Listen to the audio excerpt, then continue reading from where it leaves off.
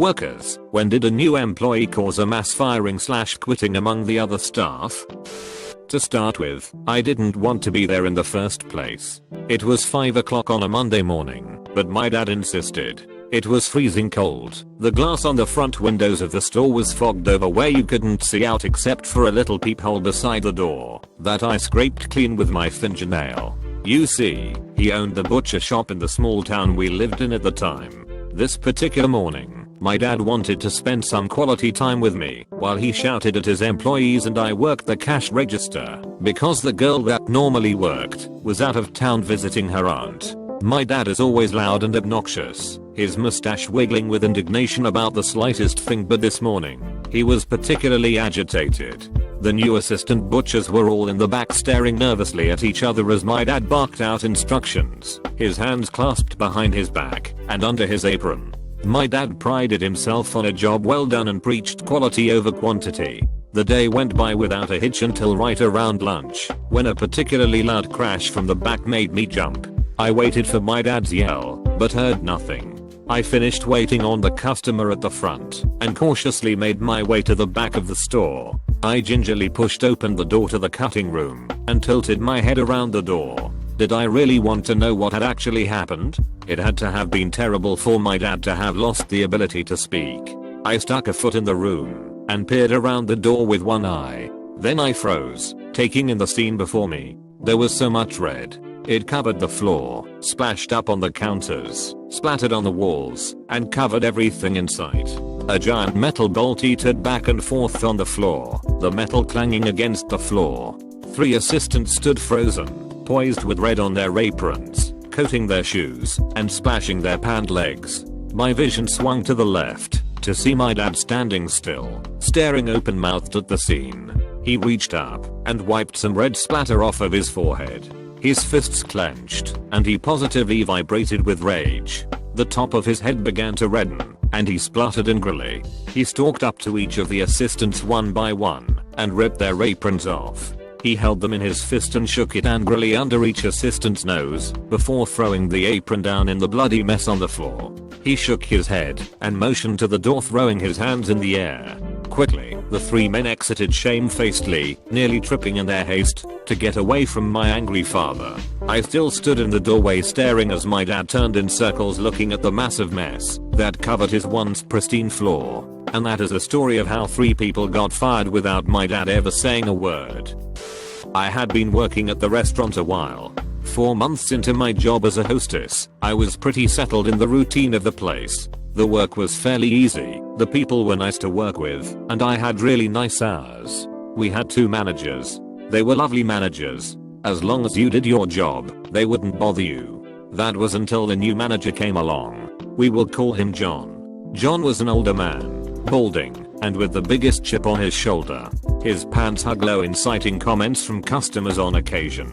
He also talked really fast and hated repeating himself. Whenever the restaurant gets new blood, everybody is wary of the person for a little, while until the newbie proves himself to be competent. John walked around like he was king of the restaurant and liked to tell everyone how to do their job. He was cocky to the point of annoyance and possibly the worst communicator in history. One night, we were particularly busy and understaffed. Instead of calling in more servers, John insisted we all work harder. He mouthed off to 3 veteran servers and oversat each restaurant section until we had people walking out the door. He sounds like the manager from hell, right? It gets worse. One of the servers had had enough of John and cussed him out in the kitchen, loud enough for customers to hear. She let him know exactly what she thought of him in very colorful language, while we all stood frozen in shock. After bursting into tears and screaming some more, she calmly returned to her tables, apologized, and continued with her service. Later that evening, John called the waitress into the manager's office where he rebuked her actions and told her she should be fired. When the server tried to leave the room, he blocked her way and held the door handle, refusing to let her leave. After she became insistent, he exited the office and locked her in for a few minutes, supposedly to let her cool down.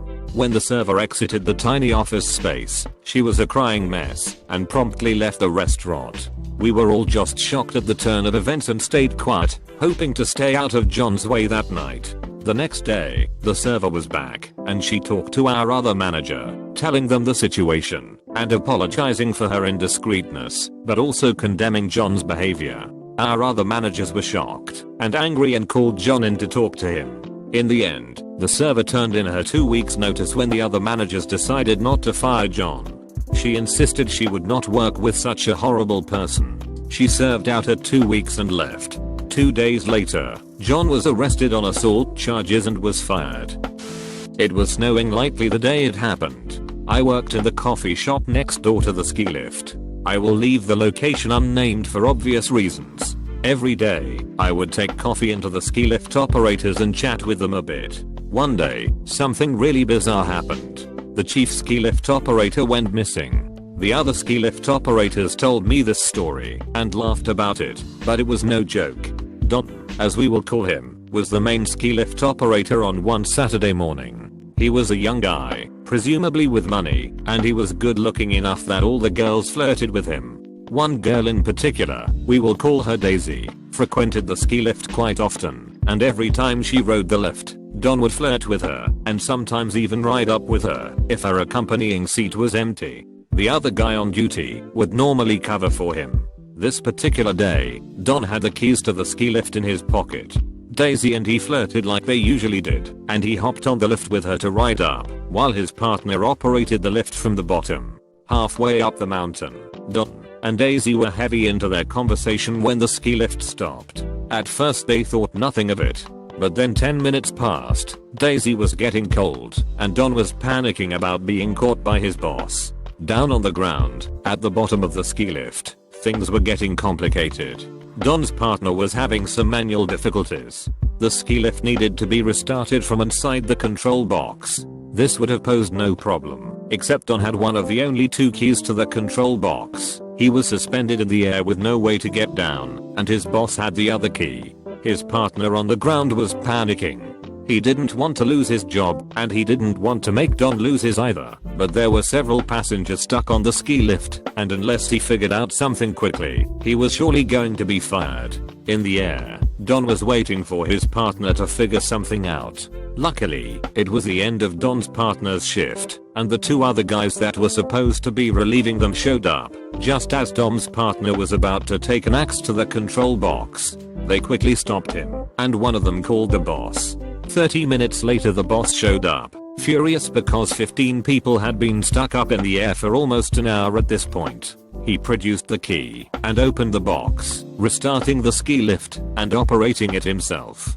Don said goodbye to Daisy at the top and began the slow descent back down. Once he hit the ground, the boss strode up to him and held out his hand. Shamefacedly, Don handed over the key and the boss handed it to the 2 guys, whose shift had just started. Then, Don and his partner were escorted off the premises.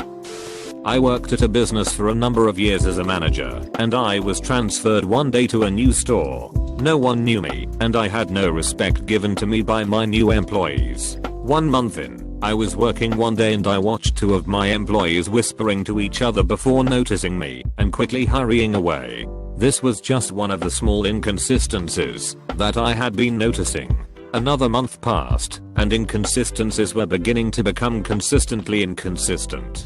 I do not know if they thought me stupid or hoped I would not catch on, but I did. I had made a list and catalogued every incident that warranted suspicion. Nearly every employee I had was under review. I knew I could not legitimately get away with firing nearly every single employee under my watch without contacting higher management, no matter how much evidence I had. So I did. I took all the data I had collected and presented it to my boss and let him know that if he didn't do something soon he was going to be robbed blind. Every single employee under me was stealing from the store. After much debate, my manager agreed that we had to do what was necessary to keep the store in business. I returned to my store and for the next few days acted like nothing had happened. I called a meeting and discussed the money issue, stating that someone was stealing from the store, hoping that someone would speak up and I wouldn't have to fire them. But no one did. The next day, my manager arrived at the store. When he walked in, I noticed a lot of nervous glances and a few glares my way. I simply shrugged them off. I had given them a chance, and they hadn't taken it. He took them all into the office and I followed, standing by the door casually as he told them all what I had found. There were several explosive moments and even one where one of the ladies tried to attack me. One of her friends pulled her back and they calmed her down while still shooting hateful looks at me. I felt bad, but if I had just continued to stand by and let them get away with what they were doing, I would have lost my job too because the store would have had to close. As it is, nearly every single person under my management was replaced, and I had to interview and hire new people. The moral of the story is to not steal or cheat your job out of money. Don't bite the hand that feeds you. It was a warm summer day. The sun was shining brightly outside, and the birds were chirping. In the small town where I lived, jobs were few and far between. So for one summer, my senior year, I worked at an insurance company. My aunt got me a job there. She was the head insurance agent and office manager. My job was to file papers, because the office hadn't gone digital yet, and probably never will. I had to sort, organize, and file tons of data and files every day. Everyone in the office was friends of a sort. We all got along, but my aunt was kind of like the general in command of all of us. She acted like we were her soldiers, with guidelines we had to follow. One specific day, she and one of my coworkers got into a little spat.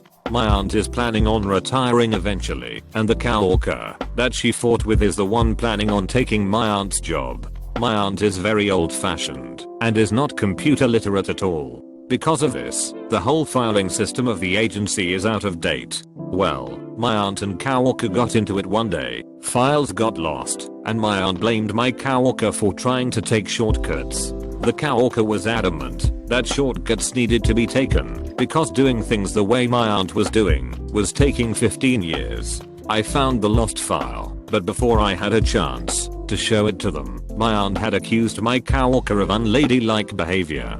I turned around, and they were squared off like two cowboys in a western street. Me and the third coworker were simply staring, waiting to see what would happen. It wasn't the first time these two had butted heads and the other coworker and I practically ate popcorn and watched the scene unfold. My aunt sat in her desk chair, her legs primly crossed, and her skirt pulled modestly over her knees. The other coworker had her hands on her hips going at it. Then, all of a sudden, the door opened, and in walked the agency's boss. The two arguing looked up startled to me, and the third coworker nearly choked on our surprise.